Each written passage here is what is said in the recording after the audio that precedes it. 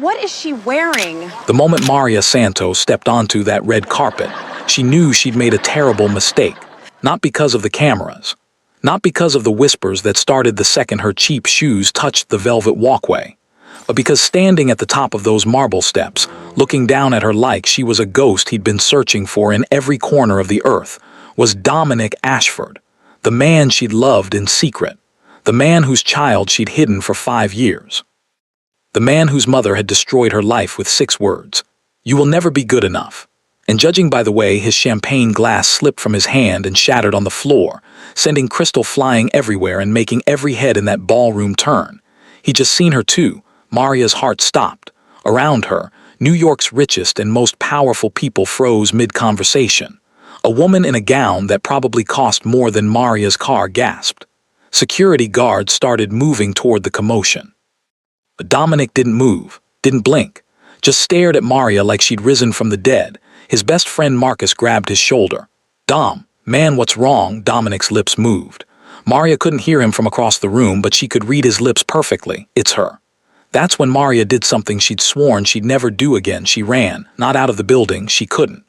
The red carpet behind her was packed with arriving guests, photographers, reporters shouting questions at celebrities. She ran deeper into the ballroom, weaving between designer gowns and custom tuxedos, trying to find somewhere, anywhere to disappear. Because if Dominic caught her, if he asked her the questions she could see burning in his eyes, her carefully constructed life would fall apart. And her son, their son, would be caught in the middle of a war between 2 worlds that were never meant to touch.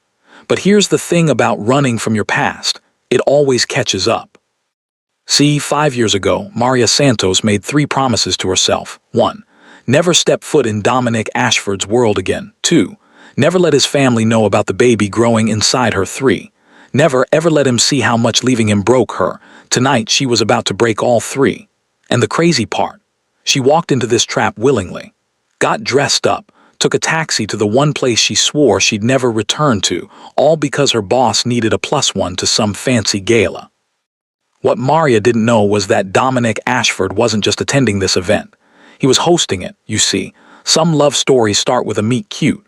Others start with destiny. This one started in a kitchen where a struggling chef/pre-med student learned that sometimes the most dangerous thing you can do is make a rich man fall in love with you, especially when his mother would rather see you dead than see you with her son. Make sure you're subscribed because this story is about to take you places. And trust me, when Maria finally stops running and Dominic corners her on that terrace overlooking Central Park, the secret she's been hiding will change everything. Let me take you back to where this all began. The Ashford estate. 5 years ago. A Tuesday afternoon that would change 2 lives forever. 5 years earlier, Maria stood in the massive kitchen of the Ashford estate, staring at the ingredients laid out before her like they were a final exam. And in a way, they were. This was her 3rd day on the job, and she still couldn't believe she was here. The kitchen alone was bigger than the entire apartment she shared with her grandmother in Harlem. Marble countertops, professional-grade appliances, a wine fridge that was extremely expensive just from the look of it. "Remember, Mija," her grandmother Alina had told her that morning, gripping her hands tight. "This job pays 3 times what we were making before. We can't mess this up." Maria knew what her grandmother wasn't saying. This job is our lifeline. Your medical school dreams depend on it. Don't fall, don't fail, don't even breathe wrong. The pressure was suffocating. But not as suffocating as the reason she'd been hired in the first place. Dominic Ashford, heir to a billion-dollar real estate and tech empire, had severe food allergies. The kind that sent him to the hospital if he ate the wrong thing. His mother, Victoria Ashford, had gone through 17 chefs in 2 years trying to find someone who could cook meals he could actually eat. 17 professionally trained chefs with credentials from culinary schools Maria could only dream of attending. And somehow Maria, a 23-year-old pre-med student who'd learned to cook from her Dominican grandmother, was chef number 18. The irony wasn't lost on her. "You can do this," Maria whispered to herself, pulling her braids into a ponytail. "It's just food. You've been cooking since you were 8 years old." She started with the basics, checked every ingredient twice for potential allergens, used separate cutting boards for everything, sanitized every surface until it gleamed. Her grandmother had taught her that cooking wasn't just about following recipes. It was about love, about care, about putting a piece of your soul into every dish. So that's what Maria did. She made herb-crusted salmon with roasted asparagus and garlic mashed potatoes. Simple, clean, safe. When she plated it, the dish looked like art. "Please let this work," she whispered, carrying the tray toward the dining room. That's when she saw him for the first time. Dominic Ashford sat at the head of a table that could seat 20 people, but he was alone. He wore a simple white t-shirt and jeans, nothing like the designer suits Maria had seen in the society pages. His hair was cut into a sharp fade with neat all-back braids that looked fresh from the barber. He was younger than she'd expected, early 20s maybe, and handsome in a way that made Maria's stomach flip. "Stop it," she told herself. "He's your boss, sort of. Don't be stupid." "Mr. Ashford," Maria said softly, setting the plate down. "Dinner is served." Dominic looked up from his phone, his eyes dark brown, intense, met hers for just a second before dropping to the food. "Thank you," he said quietly. Maria nodded and turned to leave, but his voice stopped her. "Wait," she turned back. "Yes, sir." "What's your name?" Maria Santos." Dominic nodded slowly. "You're new?" "Yes, sir. Third day." "My mother hired you." "Yes, sir." He picked up his fork, studying the salmon like it might attack him. Maria understood. After being sent to the hospital by food 17 times, trust didn't come easy. "I checked everything 3 times, Maria said before she could stop herself. "No shellfish, no nuts, no soy. I used fresh herbs from the garden, organic vegetables, wild-caught salmon. Everything was prepared on sanitized surfaces with clean utensils." Dominic looked at her again. This time something shifted in his expression. Surprise, maybe, or appreciation. "You sound like a doctor," he said. Maria felt her cheeks warm.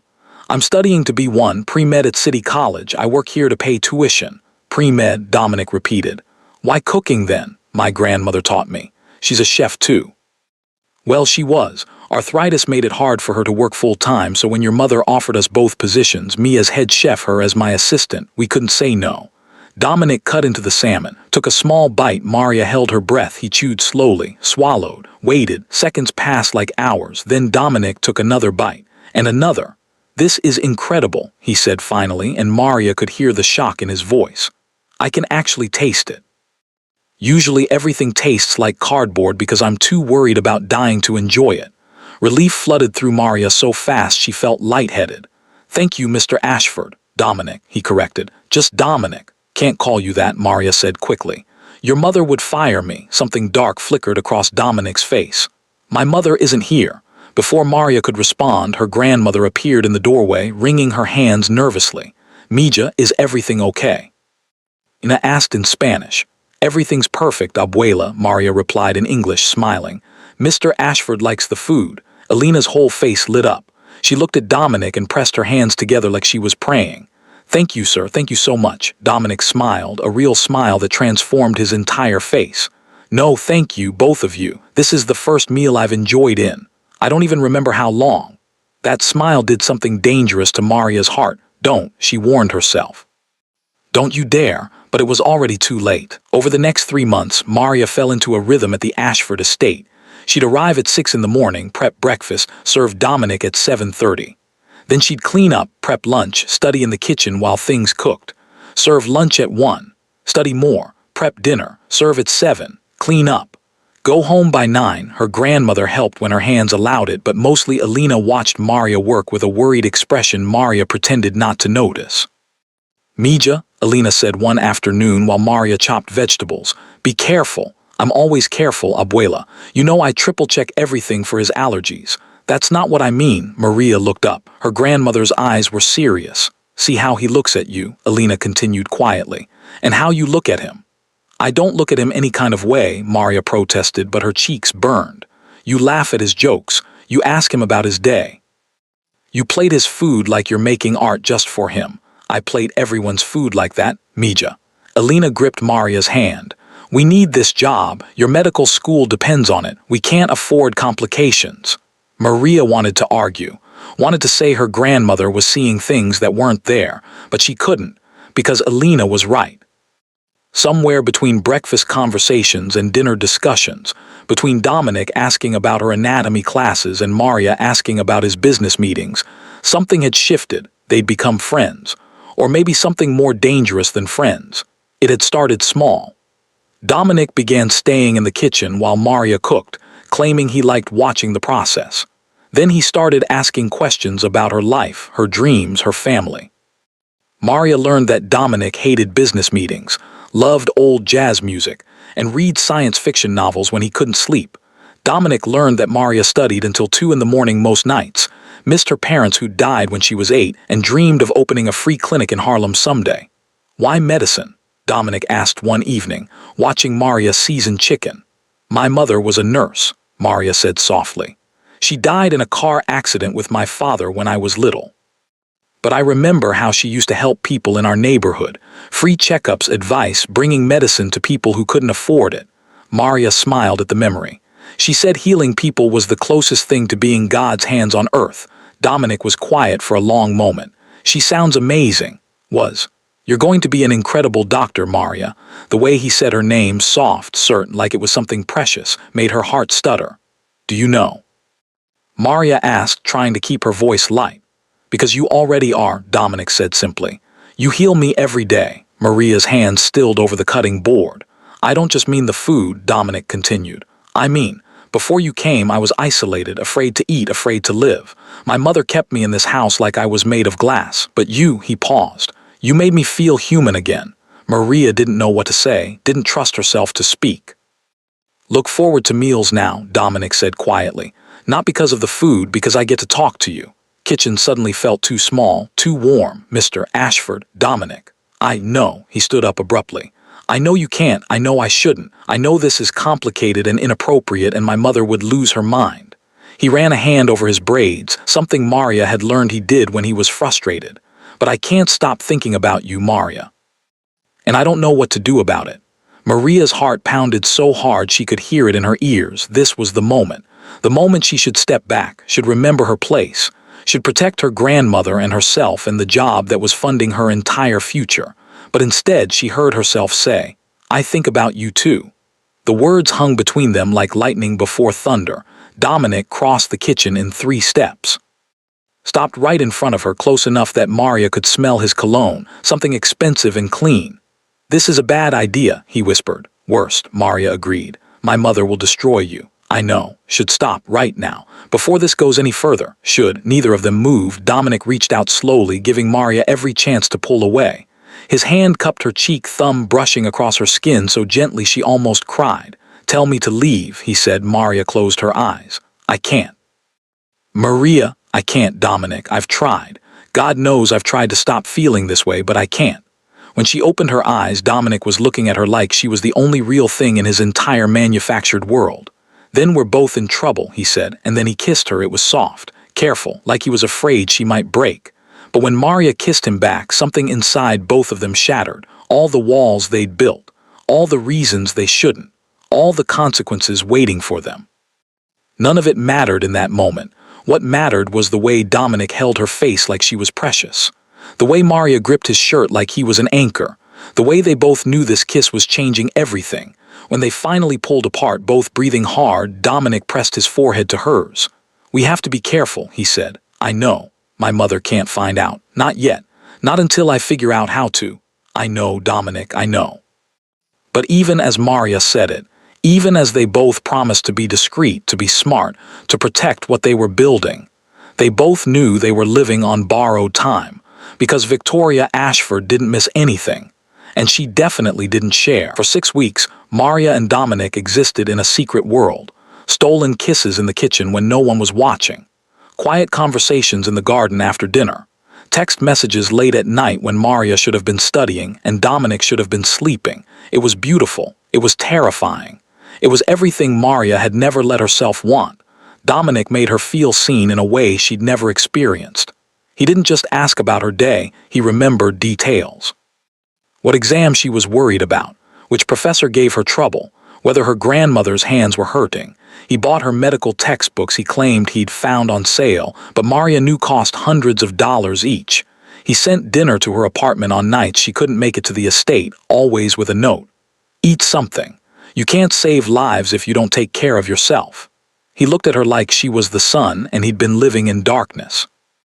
And Maria, God help her, fell completely in love with him. She knew it was stupid. Knew it couldn't last. Knew that people like her didn't end up with people like him in real life. But when Dominic held her hand under the table during dinner, when he whispered that she was brilliant and beautiful and everything he'd never known he needed, Maria let herself believe in fairy tales. Her grandmother saw it happening and said nothing, but her worried look spoke volumes. Then one Tuesday afternoon, everything fell apart. Maria was in the kitchen humming while she prepared Dominic's favorite salmon dish. She just finished plating when she heard footsteps, heavy, precise.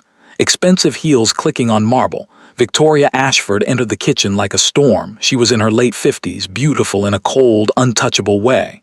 Her hair was pulled back in a perfect bun.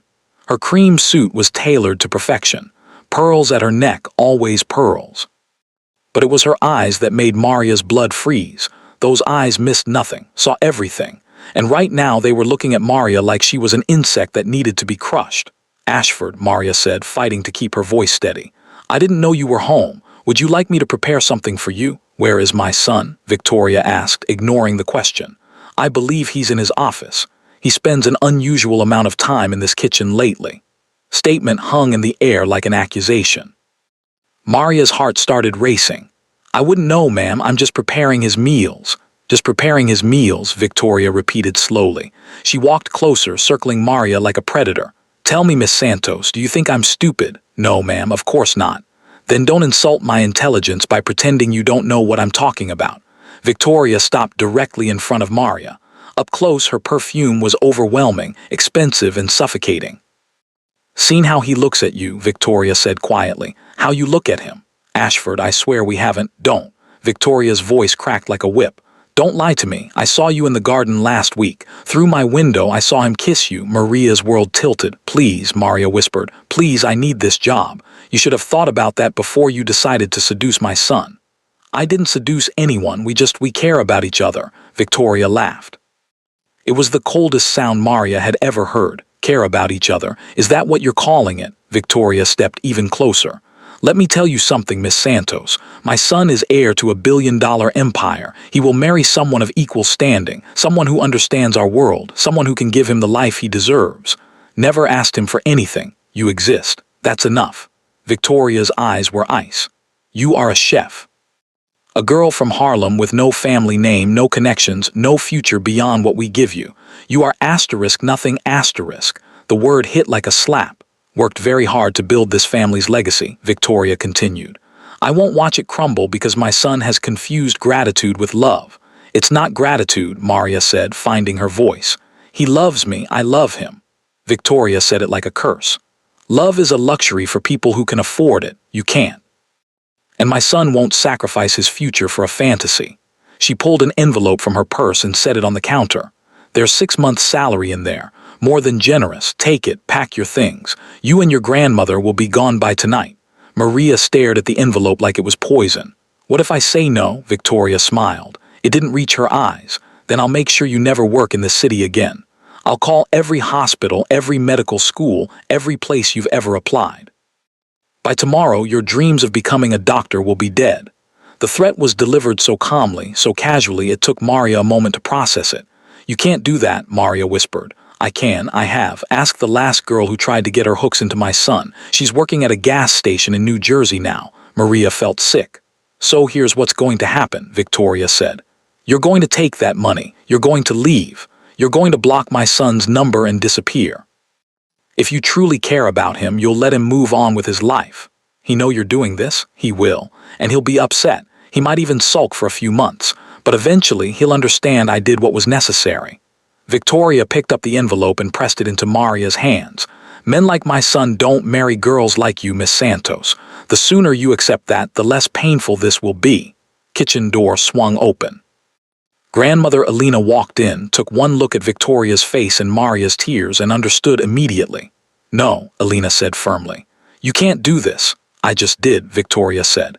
"You have until 8 o'clock tonight. After that, I'm calling security." She walked out, heels clicking, leaving Maria and her grandmother standing in the ruins of their lives. Alina pulled Maria into her arms as she collapsed, sobbing. "It's okay, Mija. We'll be okay." But they both knew that was a lie. If you're feeling Maria's pain right now, if you're angry at Victoria, if you want to see what happens when Dominic finds out, hit that like button and drop a comment. Tell me, what would you do in Maria's position? Take the money and run, or fight for love, because what happens next will break your heart. And I need you here for it. Maria and her grandmother packed in silence. 3 months of their lives fit into 4 suitcases and a trash bag. Alina kept crying quietly, wiping her eyes with her apron. Maria couldn't cry anymore. She'd run out of tears in the kitchen. Maybe you should call him, Alina said. Tell him what his mother did. Let him fight for you.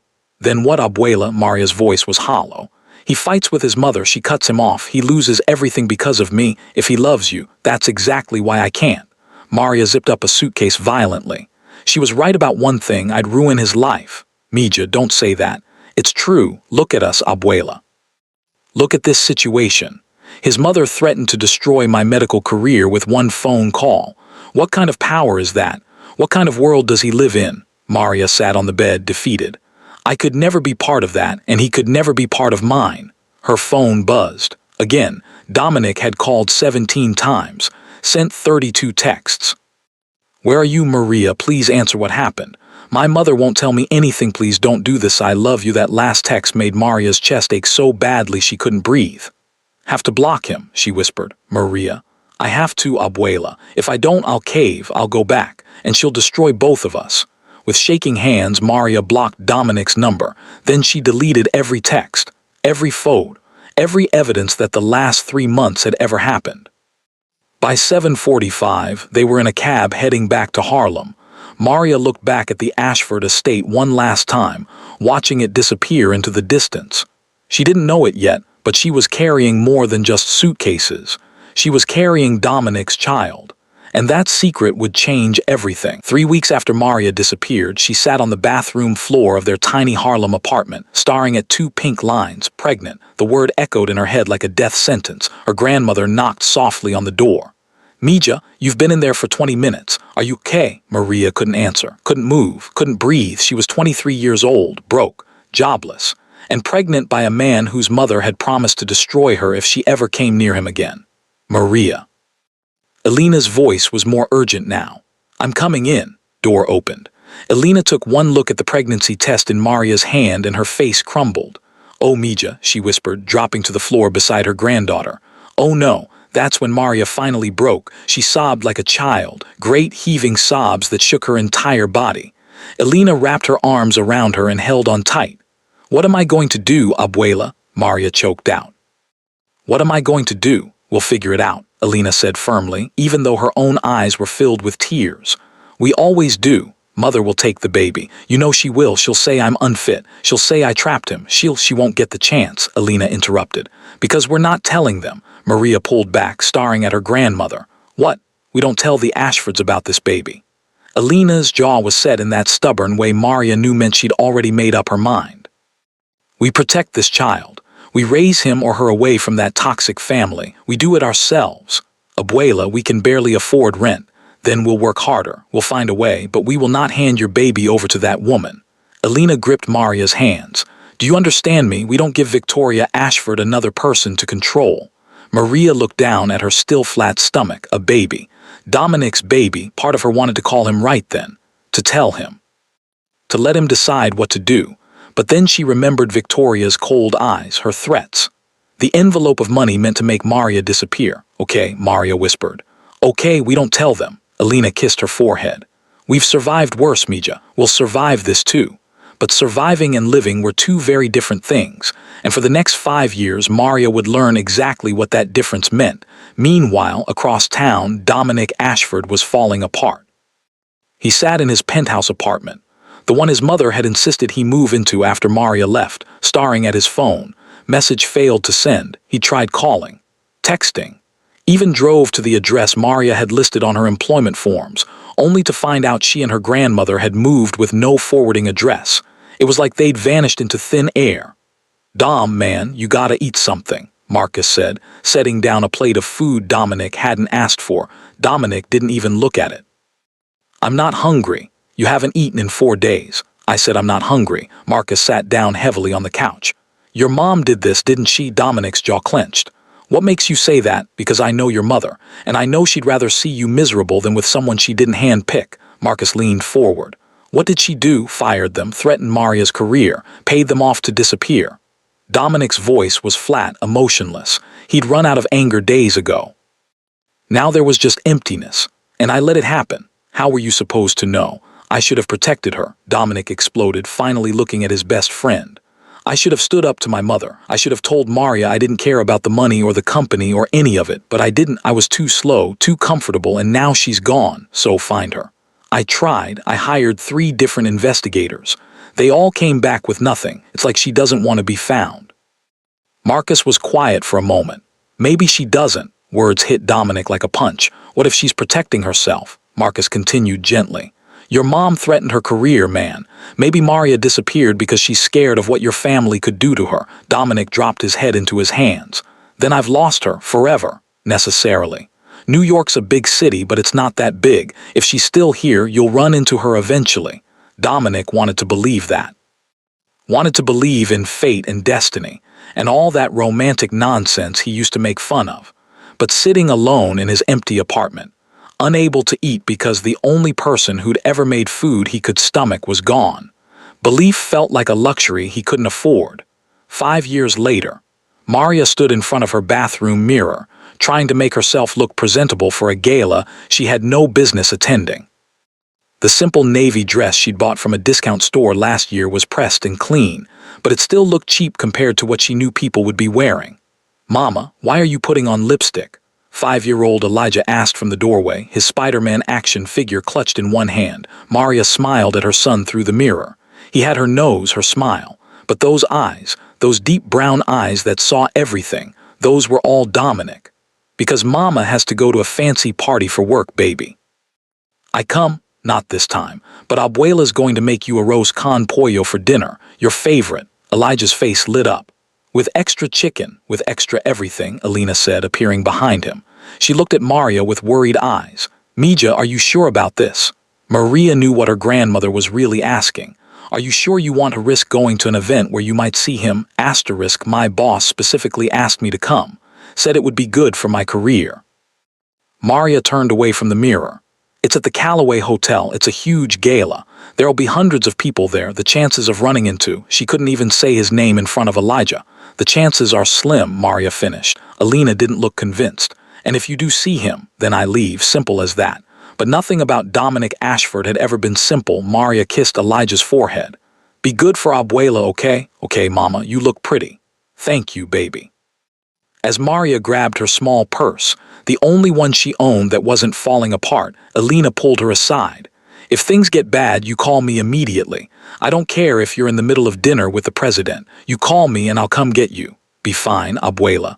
Maria Elena Santos promised me. Maria sighed. Her grandmother only used her full name when she was serious. I promise. 20 minutes later, Maria was in a yellow taxi heading toward Manhattan, watching the neighborhood change from Harlem's familiar streets to the gleaming towers of Midtown. She'd worked so hard to build a life separate from the Ashfords. After Elijah was born, she'd taken night classes while working 3 jobs, waitressing, cleaning offices, doing medical transcription from home. It had taken her 3 extra years, but she'd finally finished her undergraduate degree. Got accepted into medical school. Was now in her 2nd year of residency at Mount Sinai. She was proud of what she'd accomplished, proud of the life she'd built for Elijah. But tonight, riding in this taxi toward a world she'd left behind, Maria felt like that scared 23-year-old again. We're here, miss, the driver said. Maria looked up at the Callaway Hotel. It was everything she remembered about Dominic's world, excessive, beautiful, intimidating. Okay? The driver asked, noticing her hesitation. Yeah, Maria lied. Just. Give me a second. She paid the fare, tipped him with money she couldn't really afford to spare, and stepped out onto the red carpet. Immediately, she knew she'd made a mistake. Limousines stretched as far as she could see. Women in gowns that probably cost more than her monthly rent glided past like they owned the sidewalk. Men in designer tuxedos, the kind featured in GQ just last week, talked on phones and barely glanced her way. Maria felt every eye on her cheap dress, her discount store shoes, her natural hair styled simply because she couldn't afford a salon. You don't belong here, a voice whispered in her head. You never did. But Maria lifted her chin and walked forward anyway. Because if 5 years of single motherhood had taught her anything, it was that belonging wasn't about what you wore or how much money you had. It was about refusing to be invisible just because people wanted you to be. The grand ballroom of the Callaway Hotel was even more overwhelming than the red carpet. Crystal chandeliers the size of cars, ice sculptures, a champagne fountain, waiters in white gloves carrying trays of food Maria couldn't pronounce, and everywhere, wealth. It hung in the air like perfume, dripped from every conversation, sparkled in every piece of jewelry. Maria found a spot near a marble column and tried to blend in.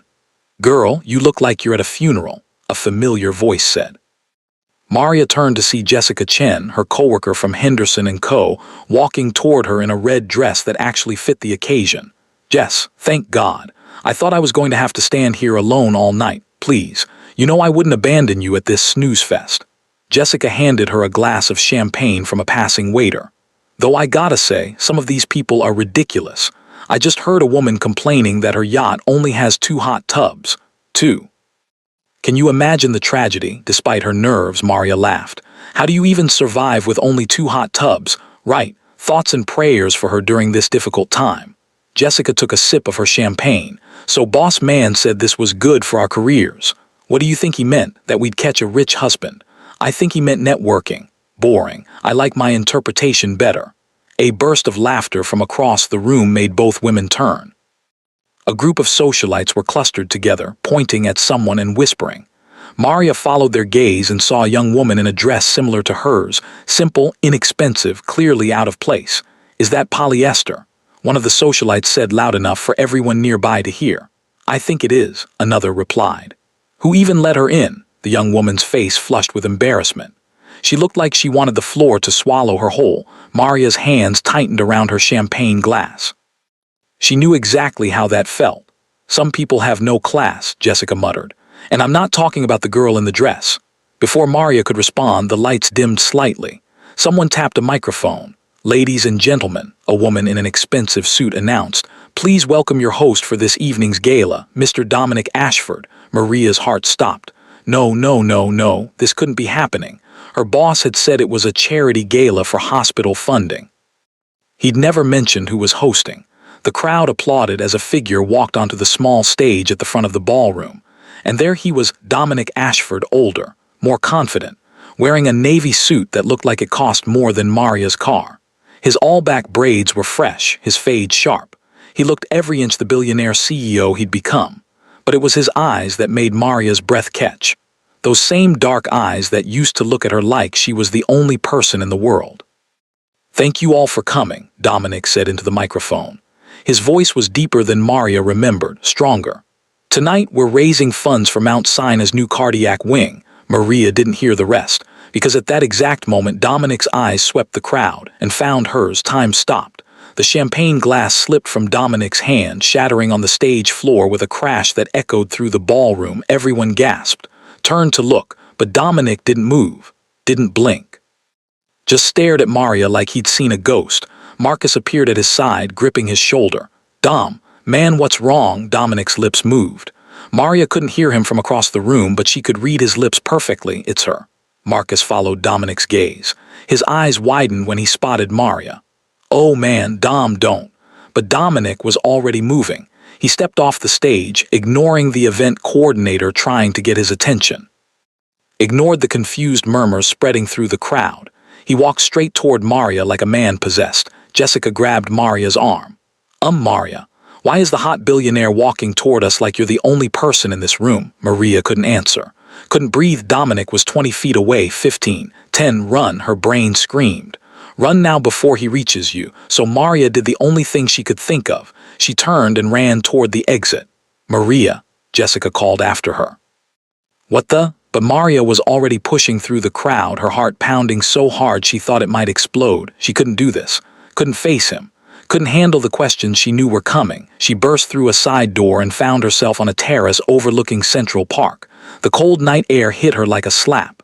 She gripped the railing, gasping for breath. "Stupid," she told herself. "You were so stupid to come here. You should have known." "Maria."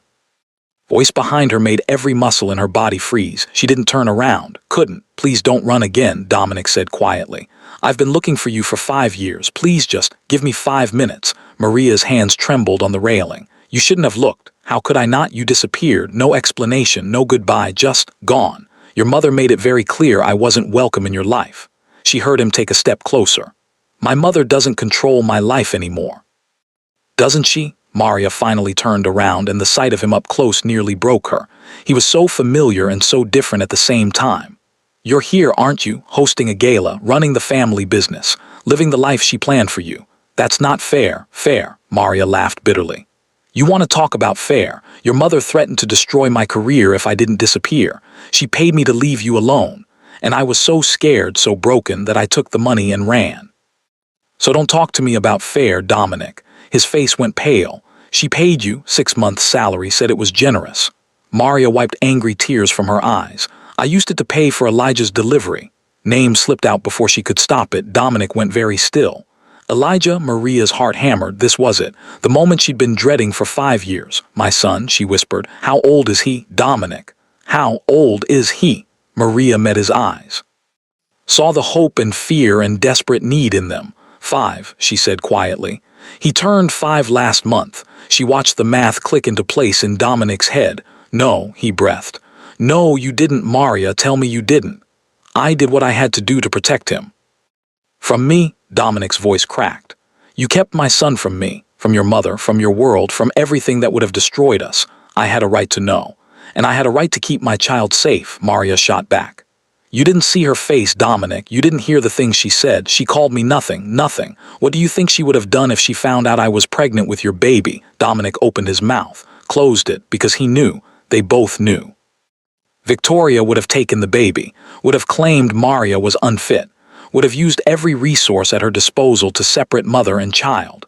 You should have trusted me, Dominic said, but his voice was weak now. You were 27 years old and still living in your mother's house, Maria said softly. You couldn't even eat a meal without her permission. How were you supposed to fight her? The words hung between them like broken glass. Dominic staggered back, gripping the railing like it was the only thing keeping him upright. Have a son, he whispered. I have a 5-year-old son and I've never met him. He know about me? Maria shook her head. I told him his father wasn't in the picture. Jesus, Maria. Dominic ran his hands over his braids, that same gesture she remembered from years ago. I've missed everything, his first words, his first steps, 5 years of birthdays and Christmases, and his voice broke. Maria had prepared for anger, for accusations, for rage. She hadn't prepared for this, for Dominic's raw, devastating grief. I'm sorry, she whispered. I'm so sorry, but I didn't know what else to do. You could have called, could have emailed, could have found some way to tell me. I blocked your number the day we left. Why? Because if I didn't, I would have called you. Maria's voice cracked. Every single day, Dominic. Every time Elijah asked about his father. Every time I was scared or tired or alone. I wanted to call you so badly it hurt. But I knew if I did, your mother would find out. And she'd take him from me, so I stayed away. Dominic was crying now, actually crying, tears streaming down his face while his whole body shook. I loved you, he said. I loved you so much it destroyed me when you left. I couldn't eat for months, couldn't sleep, couldn't function. Marcus had to force feed me just to keep me alive. Loved you too, Maria said. She stopped. Couldn't finish that sentence, but Dominic heard it anyway. You still love me, he said. It doesn't matter. It's the only thing that matters. He crossed the terrace in 2 steps, grabbing her hands. Maria, I'm not that scared boy anymore. I fought my mother, took control of the company, built my own life. I'm not powerless anymore. Me meet him. Please, let me meet our son. Maria looked into his eyes and saw everything she'd run from 5 years ago. The love, the hope, the impossible dream of being together. But she also saw something new, strength, determination. A man who'd become someone worthy of fighting for his family. Okay, she whispered. Dominic's eyes widened. Okay, you can meet him, but slowly. We don't tell him who you are right away. We don't overwhelm him, and if at any point this becomes too much for Elijah, we stop. He comes first, always. Agreed, whatever you want. Dominic pulled her into his arms, holding her so tightly Maria could barely breathe. I just want to know my son. And I want God, Maria. I want you back in my life.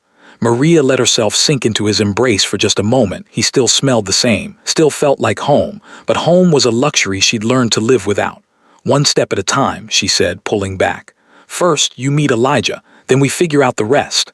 Deal. They stood there on the terrace, the city lights twinkling below them, both knowing their lives had just changed forever. Again, if you're not screaming right now, I don't believe you. Drop a comment if you think she should have told Dominic about Elijah sooner. But listen, we're not done yet. Because what happens when Dominic meets his son for the first time will absolutely wreck you emotionally. And when Victoria finds out she has a grandson, oh honey, you are not ready. The next Saturday afternoon, Dominic stood outside Maria's apartment building in Harlem, more nervous than he'd ever been in any business meeting. He'd worn jeans and a simple hoodie, Marcus's suggestion. You show up in a three-piece suit, you'll scare the kid, his best friend had said. Look approachable. In his hands, Dominic held a Spider-Man action figure, the deluxe edition, the one that lit up and made sound effects. Maria had texted him that morning. Elijah is obsessed with Spider-Man. Just FYI, Dominic had immediately gone to 3 different toy stores to find the best one. Now, standing in front of her door, he wondered if it was too much, too little, if he should have brought something else. If the door opened and there he was, Elijah Santos, 5 years old, brown skin, curly hair, wearing a Spider-Man t-shirt, and Dominic's heart stopped. This was his son, his child. 5 years of life he'd missed standing right in front of him. Hi, Elijah said, looking up at him with curious eyes. Are you my mom's friend? Dominic tried to speak. Nothing came out. He cleared his throat and tried again. Yeah, I'm Dominic. Your mom and we used to work together. Cool, I'm Elijah, but everyone calls me Eli, Dominic repeated. The name felt precious in his mouth. That's a great name. My mom picked it. She said it means God is my Lord in Hebrew. Elijah tilted his head. Do you believe in God? The question caught Dominic off guard. Yeah, I do. Me too. Abuela says God watches over us even when things are hard. Dominic's throat tightened. Your abuela is a smart woman. The smartest, Elijah agreed. Then his eyes landed on the Spider-Man toy in Dominic's hand. They went huge. Is that for me if you want it? I want it. It's the deluxe edition, the one that lights up. I saw it at the store, but Mom said it was too expensive. Elijah looked up at Dominic with pure joy. Took the toy carefully like it was made of glass and immediately started pressing buttons to make it light up. Maria appeared in the doorway, watching the interaction with tears in her eyes. What do we say, Eli? She prompted gently. Thank you, Elijah said again, then ran inside to show his great-grandmother. Maria stepped onto the landing, closing the door partially behind her. He has your eyes, Dominic said quietly. I know. Your smile. I know. Maria, he's perfect. I know. Maria wiped her eyes. Are you okay? I don't know, Dominic admitted. I'm meeting my son for the first time and pretending to be just your friend. It's a lot. I know it is, but we have to do this carefully for his sake. I understand. Dominic looked at the partially open door where they could hear Elijah's excited chatter. Can I spend the day with him, with both of you? I promise I won't say anything. I just want to get to know him. Maria studied his face for a long moment, then nodded. There's a playground 2 blocks away. We usually go on Saturday afternoons. I come? Yeah, Maria said softly. You can come. Minutes later, Dominic found himself at a public playground in Harlem, watching his son play on the jungle gym. It was surreal. This wasn't his world. There were no private tennis courts or Olympic-sized pools, just a regular playground with regular kids and regular parents. And it was the most beautiful thing Dominic had ever seen. Push me higher. Elijah called from the swing. Dominic looked at Maria. She nodded, so Dominic walked over and pushed his son on the swing, listening to his laughter echo through the afternoon air. Are you strong? Elijah asked. Pretty strong, yeah. Stronger than Spider-Man, Dominic laughed. Nobody's stronger than Spider-Man. That's what I said, but my friend Tyler says Hulk is stronger. Do you think Hulk is stronger? That's a tough question. What do you think? Elijah considered this seriously.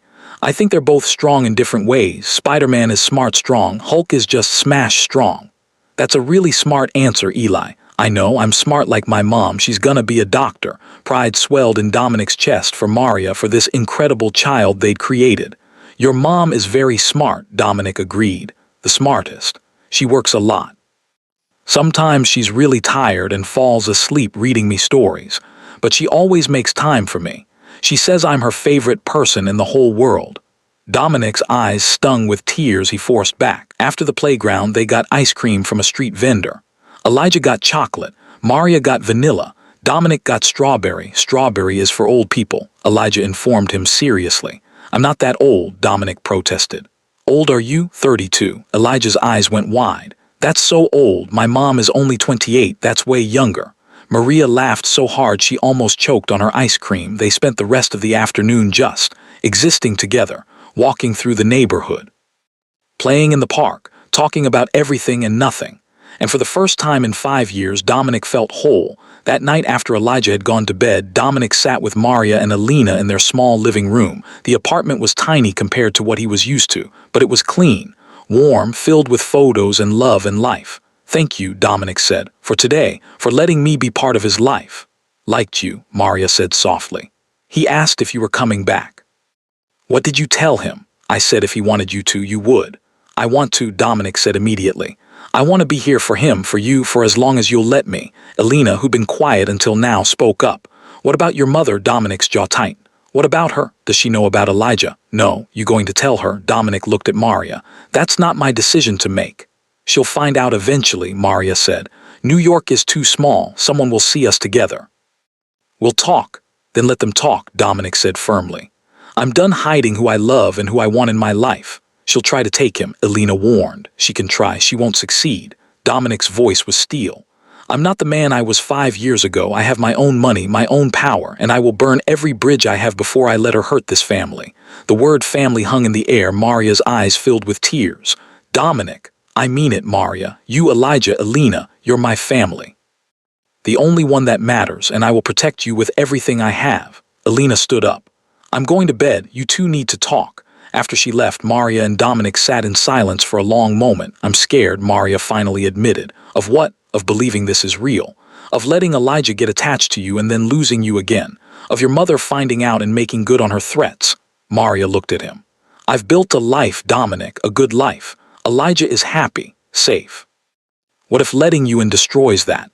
And what if it makes it better? Dominic moved closer. I'm not asking you to trust me blindly. I know I have to earn that, but give me a chance. Let me prove I'm not going anywhere. How? However you need me to. I'll take things at your pace. I'll respect your boundaries. I'll put Elijah first in every decision. Just don't shut me out, not again. Maria looked into his eyes and saw the truth there. He meant every word. "'Kay," she whispered. One day at a time. Dominic smiled. That same smile that had made her fall in love with him 5 years ago. One day at a time, he agreed. Victoria Ashford sat in her Upper East Side office, reviewing quarterly reports when her assistant knocked on the door. Ashford, your 3 o'clock is here. Victoria didn't look up from her papers. Send them in. Door opened and Diane Morrison walked in. A woman Victoria had known since their daughters attended the same private school 20 years ago. Diane was old money, old gossip, and old enough to know better than to waste Victoria's time. This better be important, Diane, Victoria said, signing a document. I have a board meeting in an hour. Oh, it's important.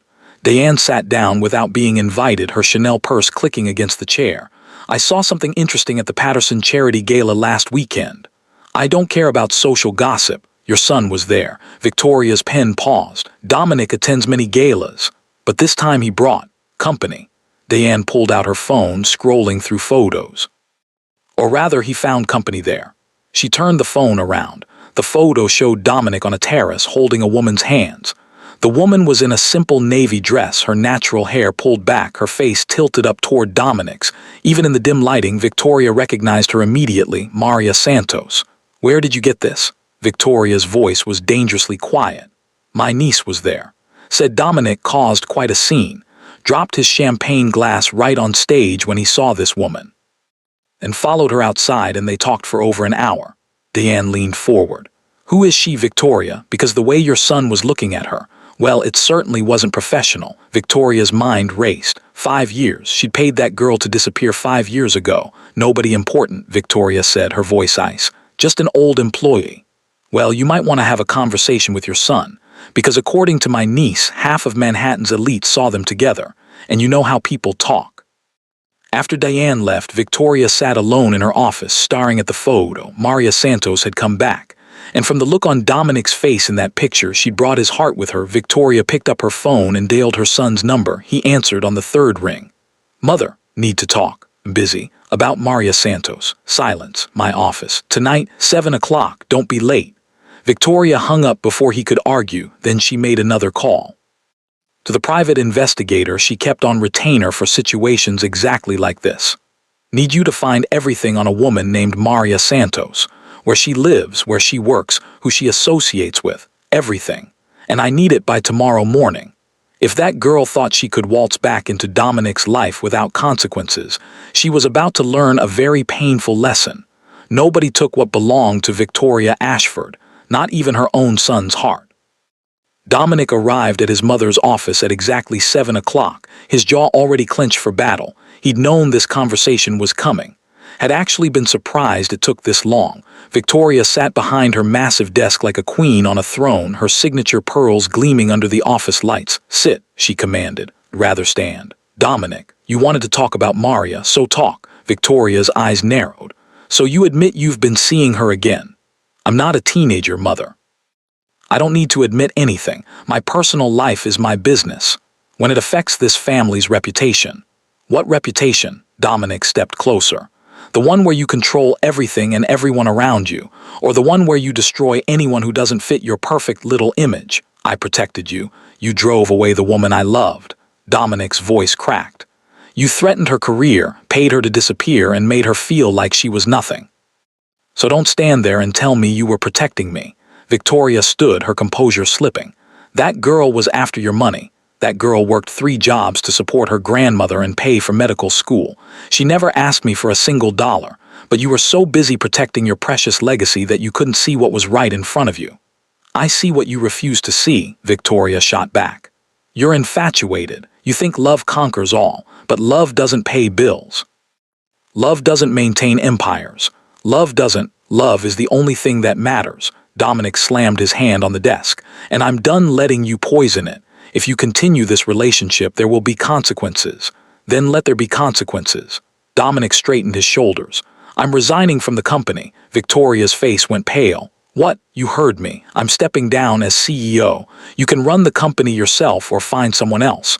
I don't care anymore." "You're being ridiculous." "No, Mother. For the first time in my life, I'm being honest. This company, this legacy, this life you built for me, I never wanted it. I stayed because I thought I owed you, but I'm done sacrificing my happiness for your approval." Victoria sank back into her chair, looking suddenly older. "You'd throw everything away for her in a heartbeat." Dominic headed toward the door, then paused. "Oh, and Mother, there's something else you should know." "What?" "I have a son. His name is Elijah. He's 5 years old, and he's the most incredible kid I've ever met." Dominic's voice softened. "Maria raised him alone for 5 years because she was terrified of what you'd do if you found out. She sacrificed everything to protect him from you." Victoria's mouth opened and closed like a fish. "A grandson. I have a grandson." "You have a grandson you'll never meet if you can't learn to treat his mother with respect." Dominic, wait. But he was already gone, leaving Victoria alone with the news that would either break her or remake her. Meanwhile, across town, Maria was dealing with her own crisis. She stood in the attending physician's lounge at Mount Sinai Hospital, staring at her phone in disbelief. "Jessica, girl, you're trending on some rich people gossip site. Check Tattletale NYC.com." Maria's hands shook as she pulled up the website. There, on the homepage, was a photo of her and Dominic on the terrace. The headline read, "Billionaire CEO Dominic Ashford spotted with mystery woman. New romance or old flame?" Below it, speculation, theories, comments from people who had nothing better to do than dissect her life. "She's pretty but clearly not his usual type. That dress looks like it's from Target. Lol, I heard she used to work for his family." Gold digger alert. Maria felt sick. "Dr. Santos." She looked up to see Dr. Patricia Okonkwo, her attending physician, standing in the doorway. Dr. Okonkwo was a force of nature, brilliant, intimidating, and brutally honest. She'd taken Maria under her wing during residency, pushing her harder than any other resident because she saw potential. "Dr. Okonkwo, I saw the article." Dr. Okonkwo closed the door behind her. "Is it true you're involved with Dominic Ashford? It's complicated." "I imagine it is." Dr. Okonkwo sat down. "How long have you known him?" "We met 5 years ago. I used to cook for his family. We got close. His mother didn't approve. She fired me." Maria hesitated. "And I found out I was pregnant a few weeks later." Dr. Okonkwo's eyebrows rose. "The child is his." "Yes, Elijah, he's 5. Mr. Ashford. He knows now. He just found out a few weeks ago." "At that gala, He'd been looking for me for 5 years, Doctor. Okonkwo was quiet for a long moment. Why are you telling me this? Because I know how it looks. I know people will think I'm using him for money or status or Maria. Dr. Okonkwo's voice was firm. I've worked with you for 2 years. I've watched you pull 36-hour shifts while raising a child alone. I've seen you study until your eyes bled. I've witnessed you care for patients with a compassion that can't be taught. She leaned forward. I don't care who you're dating or where you came from. I care about whether you can do your job. Can you? Yes, ma'am. Then the rest is noise. Ignore it. Dr. Okonkwo stood. But I will say this, the medical field is hard enough without adding billionaire drama to it. So whatever you decide to do with your personal life, make sure it doesn't compromise your career. You've worked too hard to let anyone derail you now. I won't. I promise. After Dr. Okonkwo left, Maria sat alone trying to process everything. Her phone buzzed. A text from Dominic. Dominic, I told my mother about Elijah. Maria's heart stopped. Maria, what? Dominic, we talked about this. Dominic, she found out about us anyway. Someone took photos at the gala. I wasn't going to lie about our son, Maria. What did she say? Dominic, she was shocked, angry, but I made it clear. She treats you with respect or she doesn't get to be part of our lives. Maria, our lives, Dominic, you, me, and Elijah. We're a family, Maria. Even if you're not ready to admit it yet. Maria stared at the text, her emotions warring between hope and terror. Before she could respond, her pager went off. Emergency surgery or 3 cardiac arrest. She shoved her phone in her pocket and ran. Personal drama would have to wait. Right now, someone needed her to save their life. 3 weeks passed. Dominic became a fixture in Maria and Elijah's life. He showed up every Saturday for park visits, started coming to Elijah's soccer practices, even helped with homework on Wednesday evenings. Elijah adored him. Dominic's coming today, right, Mama? Elijah asked every single Saturday morning without fail. Yes, baby, he's coming. Good, because I made him a drawing and I want to show him. Maria watched her son's face light up every time Dominic arrived, and her heart ached with a mixture of joy and fear. Joy because Elijah deserved a father, fear because she was falling in love with Dominic all over again. And this time the stakes were so much higher. Alina noticed, of course. You look at him the same way you did 5 years ago, her grandmother said one evening after Dominic had left. I know. You going to do something about it? Like what, abuela? Ask him to be my boyfriend. We're not teenagers. We have a child together. It's complicated. Is always complicated, Mija. The question is whether it's worth fighting for. Before Maria could answer, her phone rang. Unknown number. She almost didn't answer, but something made her pick up. Hello, is this Dr. Maria Santos? A professional female voice. Yes, this is she. This is Mount Sinai's surgical coordinator. We have an emergency cardiac case coming in. The patient specifically requested you. Maria frowned. Who's the patient? There was a pause. Victoria Ashford. World tilted. Sorry, what? Mrs. Victoria Ashford. She was brought in an hour ago with severe chest pains. She's been diagnosed with a critical aortic dissection. She needs immediate surgery. The coordinator's voice was calm, clinical. She's requesting you as her surgeon. That's impossible. She hates me. Nevertheless, she's been very clear, Dr. Santos, or she refuses treatment. Maria's mind raced. This had to be some kind of trap. Some twisted game Victoria was playing. I need to speak with Dr. Okonkwo. Doctor. Okonkwo is out of the country at a conference. You're the senior resident on call, and Mrs. Ashford is running out of time. Maria closed her eyes. Of all the scenarios she'd imagined for her next encounter with Victoria Ashford, performing life-saving surgery on her was not one of them. Be there in 20 minutes, Maria said. She hung up and looked at her grandmother. Have to go to the hospital. Mija, it's almost midnight. Victoria Ashford is there. She needs emergency surgery and she asked for me. Alina's face went pale. That woman tried to destroy you, I know, but I'm a doctor and she's dying. Maria grabbed her keys. Can you stay with Elijah? Of course. But Maria, be careful. That woman is dangerous even on her deathbed. Maria kissed her grandmother's cheek and headed out into the night, praying she was making the right choice. Mount Sinai's cardiac wing was controlled chaos when Maria arrived. Nurses prepping operating rooms. Residents running labs. The steady beep of monitors tracking lives hanging in the balance. Maria found Victoria in pre-op room 3. The woman who'd once commanded boardrooms and crushed opponents with a single look now lay in a hospital bed, pale and frightened. Their eyes met. For a long moment, neither spoke. You came, Victoria finally said, her voice weaker than Maria had ever heard it. You asked for me. Maria pulled up the chart, keeping her voice professional. Why? Because you're the best. Victoria managed a bitter smile. I've kept tabs on you over the years, top of your class in medical school, exceptional resident reviews. Dr. Okonkwo says you have the steadiest hands she's ever seen. You've been watching me. I watch everyone who matters. Maria set down the chart. Mrs. Ashford, I need to know, is this real? Are you actually dying, or is this some elaborate scheme to? I'm dying. Victoria's voice cracked. The aortic dissection is severe. If you don't operate in the next 2 hours, I'll be dead by morning. Maria studied her face and saw the truth there, real fear, real desperation. Then we need to prep you for surgery immediately. Victoria grabbed Maria's hand. The gesture was so unexpected that Maria almost pulled away. I need to say something first, in case I don't wake up. Ashford, let me speak. Victoria's grip tightened. I was cruel to you. 5 years ago, I said terrible things. I threatened you. I tried to make you believe you were worthless. I remember. I was wrong. Tears slipped down Victoria's face. I was so wrong. You weren't after Dominic's money. You weren't trying to trap him. You were just a young woman who loved my son, and I destroyed that because I was terrified. Maria's throat tightened. Terrified of what? Of losing control. Of Dominic choosing someone I didn't pick. Of admitting that maybe, just maybe, he knew better than I did about what would make him happy. Victoria wiped her eyes with shaking hands. I built this empire after my husband died, raised Dominic alone, sacrificed everything to give him the life I thought he deserved. And when you came along, when I saw how he looked at you, I saw everything I'd built crumbling. So you got rid of me. And in doing so, I made my son miserable for 5 years. I cost him time with his child. I cost him. Victoria's voice broke completely. I cost him you, and I will regret that until the day I die, which might be today. Maria didn't know what to say. This broken, vulnerable woman bore no resemblance to the Ice Queen who'd fired her 5 years ago. Have a grandson I've never met, Victoria continued.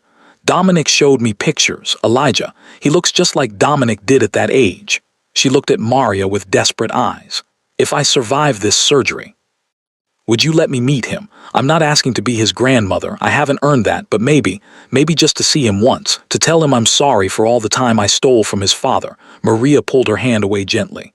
Ashford, right now you need to focus on surviving. We can discuss everything else after. You didn't answer my question, because I don't have an answer yet. Maria's voice was firm but not unkind. You hurt me. You threatened my career and my family. You made me feel like I was nothing. I've spent 5 years rebuilding myself from what you destroyed. So forgive me if I can't immediately say yes to letting you into my son's life. Victoria nodded slowly. That's fair. But Maria continued, I'm going to do everything in my power to make sure you survive this surgery. Not because I owe you anything. Not because I've forgiven you. But because I'm a doctor, and saving lives is what I do. Even when those lives belong to people who tried to ruin mine.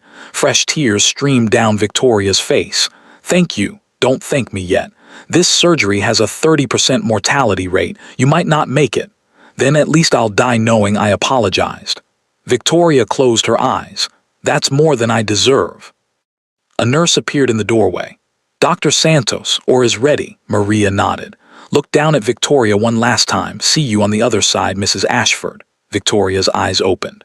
He loves you, you know, my son. He never stopped. Maria's heart clenched. I know. Don't make the same mistake I did. Don't let pride or fear rob you of love.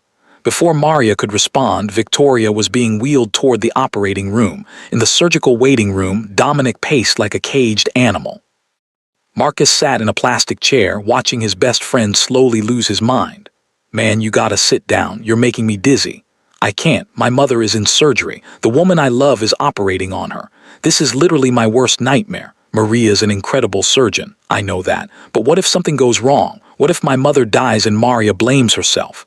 What if Dominic? He turned. Maria stood in the doorway, still in her scrubs, a surgical mask hanging around her neck.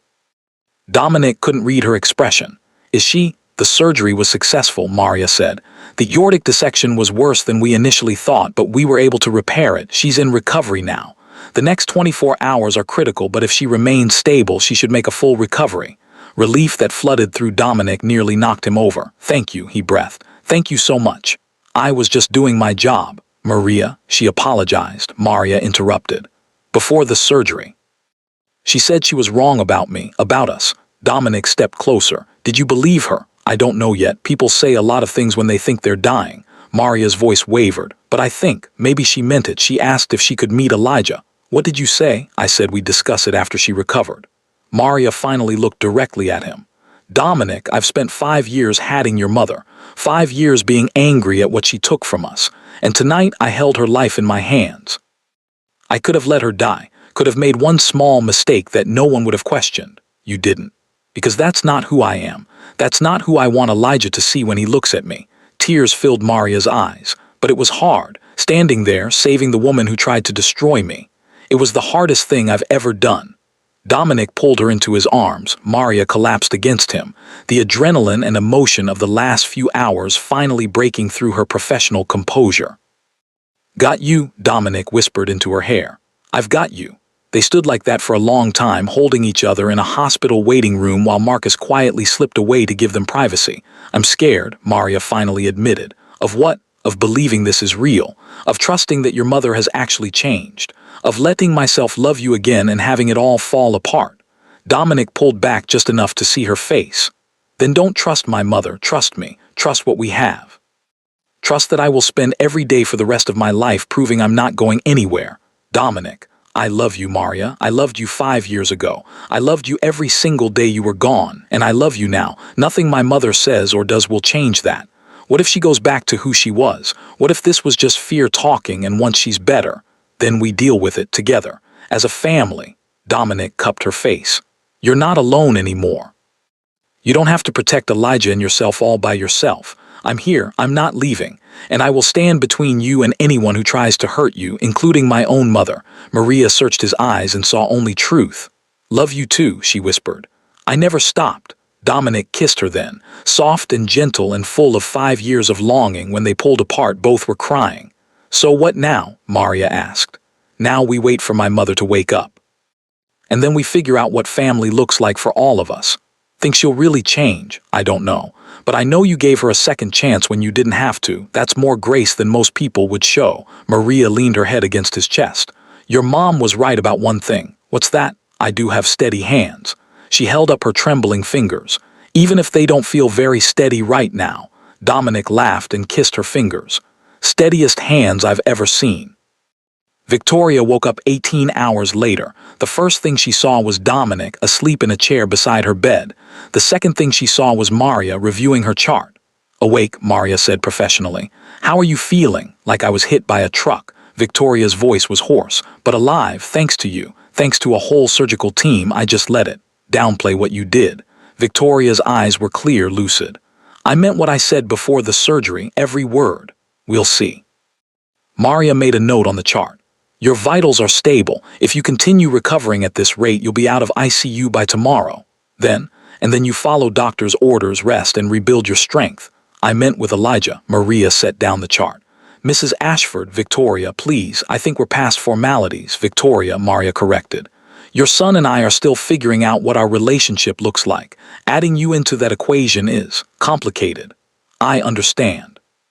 But, Maria continued, Dominic showed Elijah pictures of you, told him you were his grandmother. Elijah asked when he could meet you. Victoria's breath caught. He did. He's 5. He doesn't understand complicated family dynamics. He just knows he has a grandmother he's never met.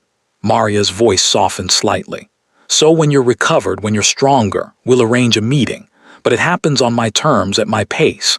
The moment I think you're being manipulative or harmful, it stops. Understood, understood.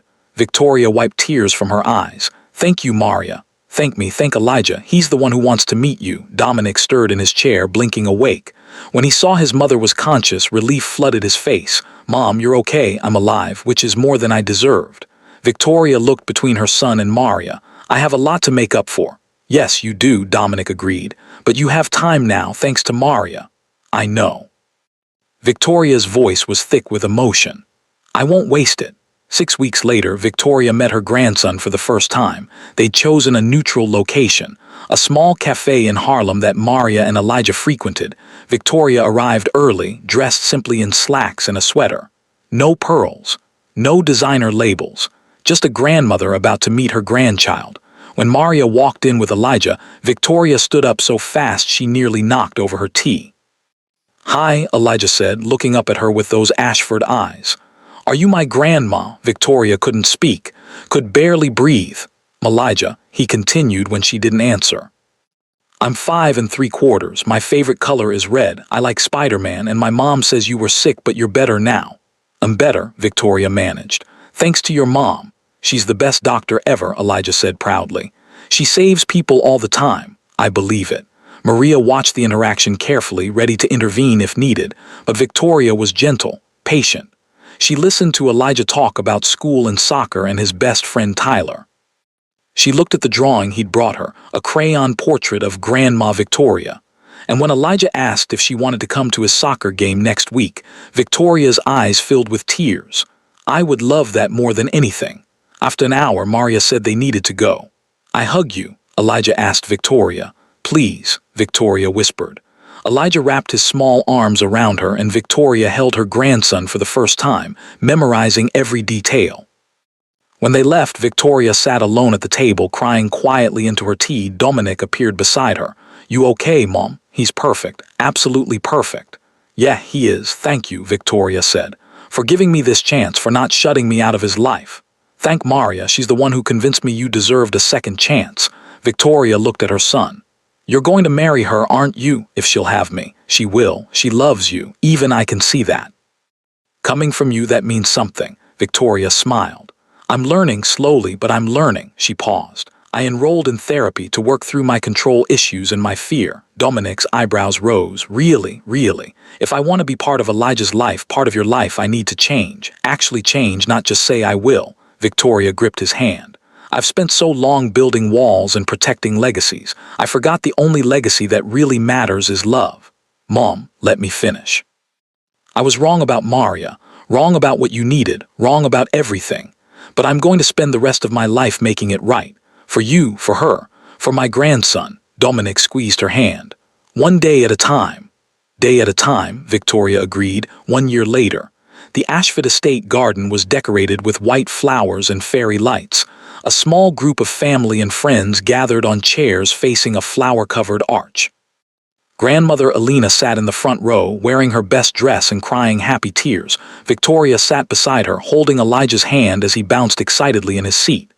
Is Mama really getting married? Elijah whispered loudly.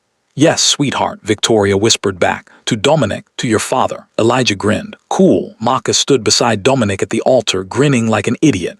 You ready for this, man? Marcus asked. Been ready for 6 years, Dominic replied. Then the music started. Maria appeared at the top of the garden path, wearing a simple white dress that made her look like an angel. Jessica Chen walked beside her as maid of honor, carrying a bouquet and crying. But Dominic only had eyes for Maria. She'd saved his life in more ways than one, had given him a son, had taught him that love was worth fighting for, had shown him grace even when he didn't deserve it. As she reached the altar, Dominic took her hand. You look beautiful, he whispered. You clean up pretty nice yourself, Maria whispered back. The officiant began speaking, but neither of them really heard the words. They were too busy looking at each other, thinking about everything they'd overcome to get to this moment, the separation, the secrets, the pain, the healing, all of it had led here. Do you, Dominic Ashford, take Maria Santos to be your lawfully wedded wife? I do. Absolutely. Without question. People laughed. And do you, Maria Santos, take Dominic Ashford to be your lawfully wedded husband? Maria looked at Dominic. This man who'd never stopped loving her, who'd fought for their family, who'd proven every single day that he was worthy of her trust. I do, she said. Then by the power vested in me, I now pronounce you husband and wife. You may kiss your bride. Dominic pulled Maria into his arms and kissed her like she was oxygen and he'd been drowning for 6 years. The small crowd erupted in applause. Elijah jumped up and down, shouting, "That's my mama and my dad." When they finally pulled apart, both were crying. Love you, Dominic said. Love you too, Maria replied. They walked back down the aisle hand in hand toward a future they'd build together. No more secrets, no more separation, just family. At the reception, Victoria approached Maria quietly.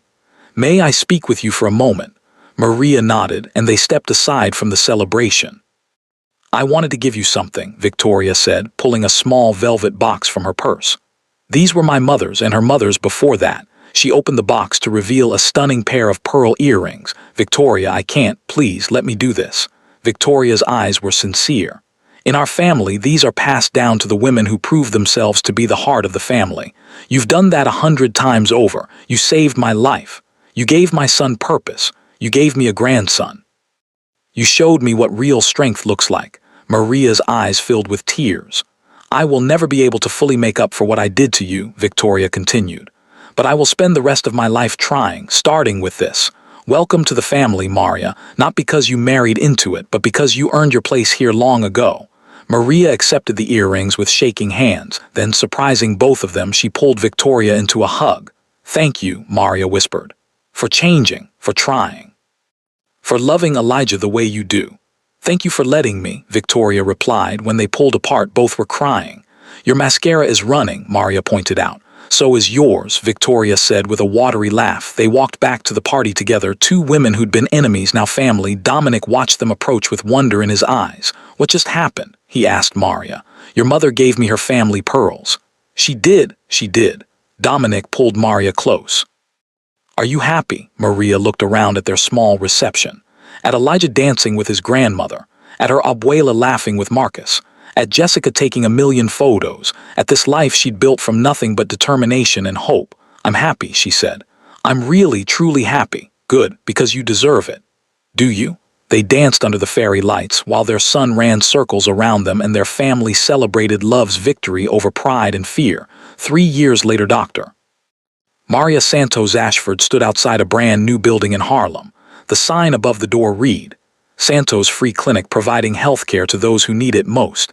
It was everything she dreamed of since she was 8 years old, watching her mother care for their neighbors. Dominic stood beside her, holding their 18-month-old daughter, Isabella. Elijah, now 8, bounced on his toes. "Can we go inside, Mama, please?" "In a minute, baby, I'm just taking it all in." Clinic had been funded by a combination of Dominic's investment, grants Maria had written, and a surprising donation from Victoria, who became an unexpected advocate for accessible health care. "You did it, Mija," grandmother Alina said, tears streaming down her face.